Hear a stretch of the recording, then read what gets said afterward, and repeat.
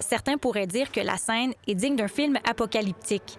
On dirait que moi, j'ai dit c'est comme la fin du monde. Des magasins sont fermés, des allées sont vides.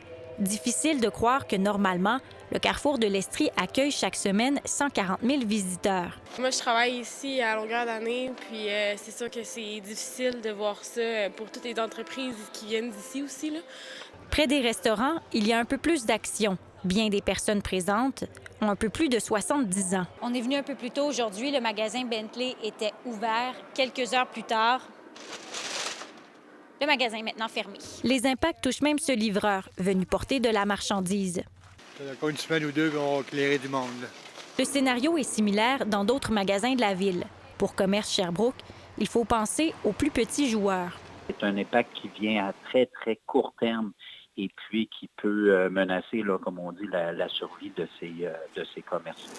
Ailleurs à Sherbrooke, la situation est tout autre. Au Costco, il y a maintenant des palettes de bois pour délimiter la file d'attente. Chez Whiptech, les employés sont à l'œuvre. Le volume du e-commerce pour les commandes de commerce électronique augmente vraiment beaucoup.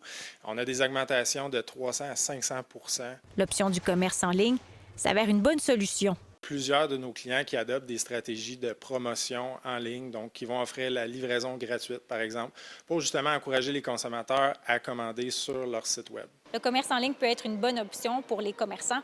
Encore faut-il qu'ils aient l'infrastructure ou encore qu'ils soient en mesure de l'implanter.